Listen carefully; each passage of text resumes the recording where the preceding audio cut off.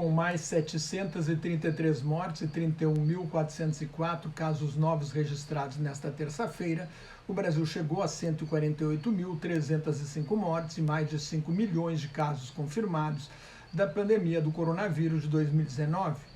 Já é o quarto país em número de mortes por habitante, tirando São Marinho, que é pequeno, estatisticamente relevante. O Brasil está atrás apenas do Peru, da Bélgica e da Bolívia.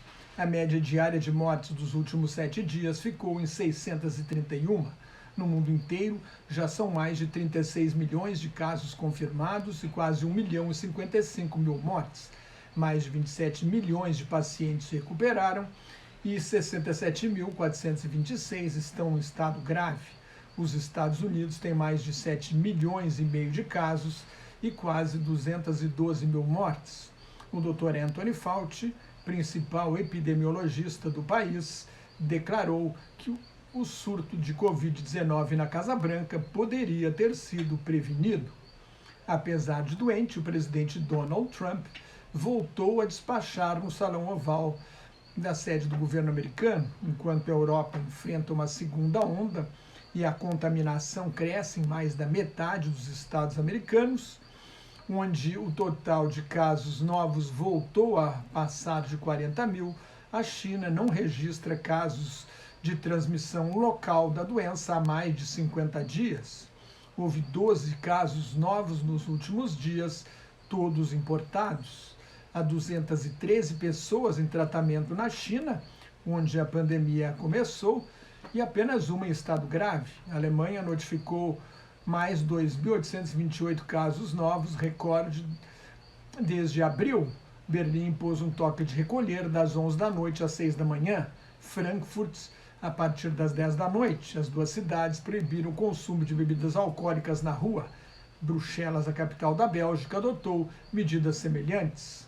A República Tcheca teve um recorde de 4.457 casos novos num dia. O Irã registrou um novo recorde com 239 mortes num dia. É o segundo país em número de casos na Ásia, 484 mil, e de mortes, 27.658, atrás apenas da Índia, que tem mais de 6 milhões e 800 mil casos confirmados e mais de 105.500 mortes. O número de pobres no mundo vai aumentar em 150 milhões em 2021, prevê o Banco Mundial. O número de famintos dobrou com a pandemia para 270 milhões. O governo da Espanha quer aumentar o gasto público em 50% em 2021 para recuperar a economia. Nos Estados Unidos foi realizado nesta terça-feira na Universidade de Utah, na cidade de do Lago Salgado, Salt Lake City, o único debate dos candidatos a vice-presidente na eleição de 3 de novembro. O tema central foi a pandemia, a morte de mais de 210 mil americanos da doença do novo coronavírus é o maior fracasso da história do governo dos Estados Unidos, afirmou a senadora Kamala Harris, do Partido Democrata. O vice-presidente Mike Pence alegou que poderia ter sido muito pior, com 2 milhões e 200 mil mortes se não fossem as medidas adotadas pelo governo Donald Trump. Afinal, houve um debate civilizado depois do primeiro dos 3 debates previstos entre os candidatos à presidência em 29 de setembro, que foi um fiasco. Trump interrompeu o vice-presidente 77 vezes, foi chamado de palhaço, mentiroso, racista e pior presidente da história. Há mais 2 debates programados entre eles em 15 e 22 de outubro, dependendo da recuperação do presidente da Covid-19. Desta vez, ambos fugiram, os 2 vices fugiram, os 2 candidatos a vice fugiram das perguntas difíceis. Não houve um nocaute. Em pesquisa da televisão americana CNN, 59% deram vitória à senadora e 38% ao vice-presidente. Kamala Harris mostrou-se capaz de ser presidente, mas apostou na segurança. Sua chapa leva uma vantagem de 10 pontos percentuais na média das pesquisas. Primeira mulher negra de origem africana e indiana a disputar a eleição presidencial dos Estados Unidos por um grande partido, Harris tentou não parecer a mulher raivosa, como Trump a descreveu quando foi indicada.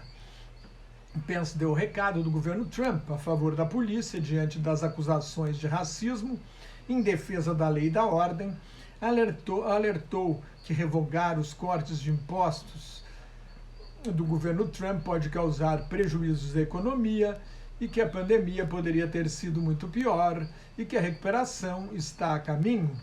Pence não respondeu se proibiria o aborto em Indiana, onde foi governador, nem como o governo pretende proteger a cobertura de pessoas com doenças pré-existentes, uma das bases do programa de saúde do governo Barack Obama, que Trump tenta destruir desde que chegou à Casa Branca.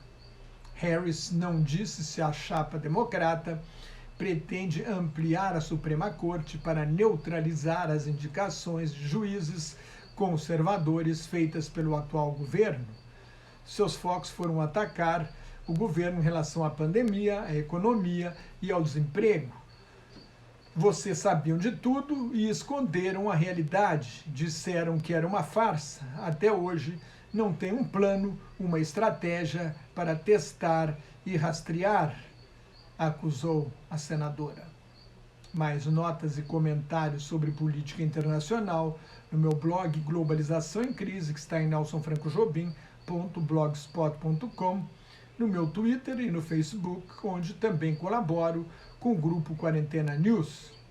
Cuide-se, fique em casa se não tiver nada muito importante a fazer na rua, use máscara se tiver de sair à rua e muito obrigado pela sua atenção.